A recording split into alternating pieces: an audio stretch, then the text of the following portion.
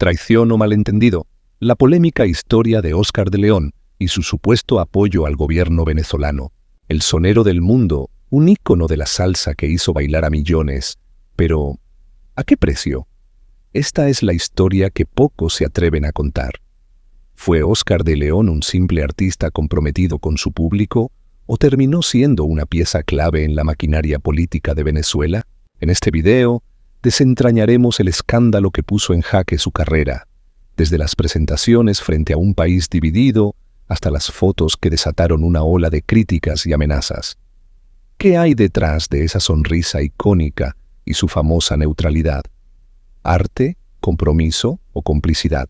Prepárate para descubrir los secretos, las manipulaciones y los momentos de alto riesgo que marcaron la vida de uno de los músicos más grandes de América Latina. Esta historia te hará replantearte todo lo que creías saber sobre Oscar de León. Comencemos. La historia de Oscar de León comenzó en el humilde barrio caraqueño de Antímano, un lugar donde las calles vibraban al ritmo de la salsa y las conversaciones cotidianas eran acompañadas por la percusión de la vida misma. Desde joven, Oscar sintió un llamado que iba más allá de lo ordinario. Su voz, potente y melodiosa, era un tesoro que nadie podía ignorar. Su ascenso al estrellato fue meteórico. En los años 70, con la formación de su icónica banda Dimensión Latina, revolucionó el género de la salsa, llevando su música desde los clubes de Caracas hasta los escenarios más prestigiosos del mundo. Canciones como Llorarás y Mi Bajo y Yo no solo marcaron épocas, sino que también consolidaron su reputación como uno de los máximos exponentes de la música tropical. Pero detrás del brillo y los aplausos, Oscar siempre llevó consigo un dilema personal. ¿Cómo equilibrar su amor por la música con el compromiso hacia su país y su gente? Este conflicto, aún dormido, pronto despertaría de manera explosiva. Era el año 2002 y Venezuela era un país al borde del abismo. Las protestas llenaban las calles, la televisión transmitía interminables debates y las familias, incluso en la mesa, se dividían entre quienes apoyaban al presidente Hugo Chávez y quienes lo consideraban el origen de todos los males. En medio de esa tormenta, Oscar de León seguía siendo un refugio. Su música, con ese contagioso sabor tropical, era uno de los pocos puntos en los que los venezolanos coincidían. No importaba si eras rico o pobre, chavista u opositor. Cuando sonaba Llorarás, todos cantaban al unísono. Sin embargo, una llamada cambiaría el curso de su vida. Buenas tardes, señor de León. Le hablamos del despacho presidencial. El presidente Chávez es un gran admirador suyo y quiere invitarlo a un evento especial en Miraflores. Será una jornada cultural para celebrar la música venezolana y llevar alegría a un pueblo que lo necesita. Oscar, siempre dispuesto a llevar su música a cualquier rincón del país, aceptó sin pensarlo demasiado. Para él, esto no era más que otra presentación, un compromiso con su público. Sin embargo, lo que no sabía era que su participación sería utilizada como una herramienta política. El evento en el Palacio de Miraflores fue transmitido en cadena nacional. Miles de venezolanos vieron cómo Oscar subía al escenario con su energía característica, mientras el presidente Chávez, sentado en primera fila, lo ovacionaba. «Este es el verdadero espíritu del pueblo venezolano», dijo Chávez, señalando a Oscar. «Música, alegría y resistencia». La presentación fue impecable, pero los titulares del día siguiente no hablaban de la música. En lugar de eso, los medios de comunicación alineados con la oposición atacaron sin piedad. Oscar de León canta para el régimen. El sonero del pueblo ahora al servicio del chavismo. La polémica se desató.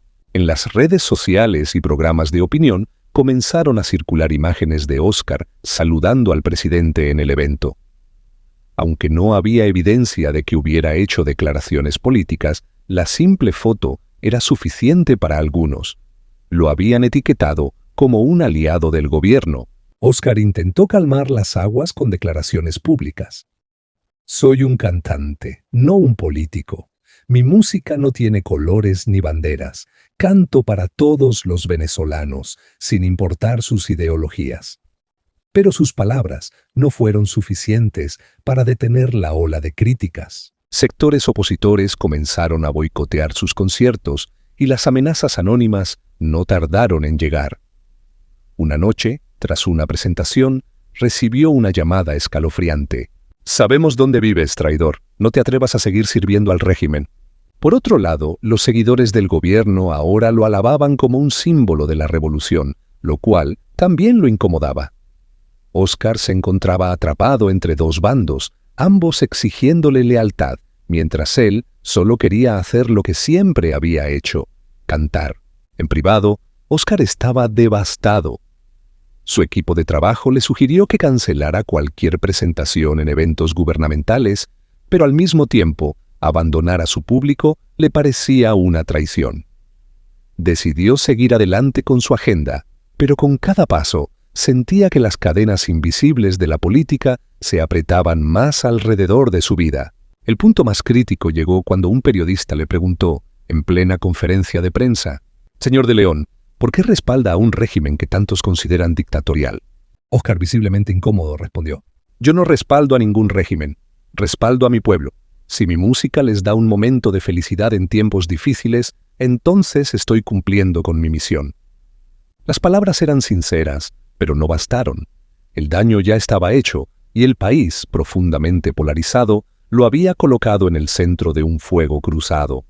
Meses después, recibió otra invitación del gobierno para un festival cultural. Esta vez, dudó en aceptar. Su familia le advirtió sobre los riesgos, y su círculo cercano insistió en que mantenerse al margen era lo mejor. Pero Óscar, fiel a su principio de nunca decirle no a su público, decidió asistir. El evento fue masivo, lleno de banderas rojas y consignas revolucionarias. Aunque Óscar se limitó a cantar sus éxitos, el momento quedó inmortalizado en una fotografía que circularía por años.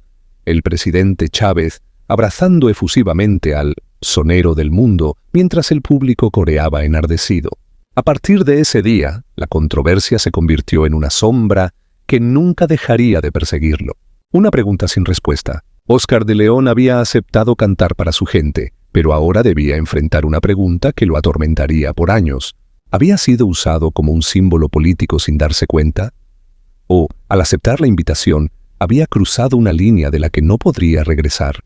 Este capítulo de su vida quedaría marcado como el momento en que la política y la música se entrelazaron de forma irreversible, dejando a Óscar atrapado en una batalla que nunca quiso librar.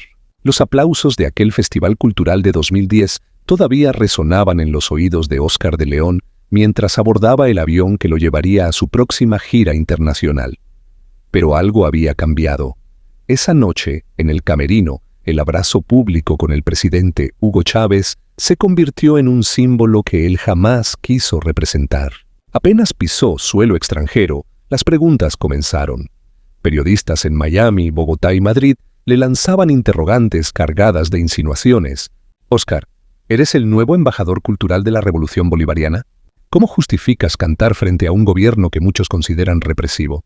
Óscar, fiel a su diplomacia característica, respondía con serenidad: «Mi único compromiso es con la música. No soy político, nunca lo he sido. Si canto, es para la gente, no para las instituciones». Sin embargo, las palabras no lograban apagar el fuego de la controversia.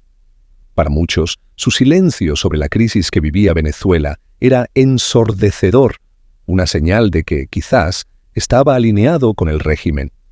Para otros, especialmente dentro del chavismo, su imagen ahora representaba el triunfo cultural de la revolución. Óscar estaba atrapado y el costo de su neutralidad comenzó a pasar factura. Los problemas no tardaron en llegar. Algunas estaciones de radio internacionales, especialmente en Estados Unidos, dejaron de tocar su música. Contratos para eventos privados se cancelaron de manera misteriosa, y promotores de conciertos comenzaron a exigirle declaraciones públicas más contundentes sobre su postura política. Peor aún, las amenazas de sectores opositores en Venezuela se volvieron más frecuentes.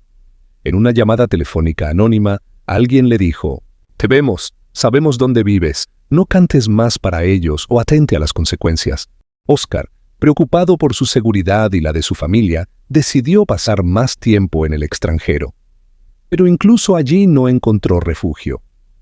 Una noche en Miami, mientras caminaba por la calle, un grupo de manifestantes venezolanos lo confrontó con pancartas que decían: «Cantar para un dictador es ser cómplice». Óscar, acostumbrado a recibir aplausos y cariño, ahora enfrentaba el dolor de ser incomprendido por su propio pueblo.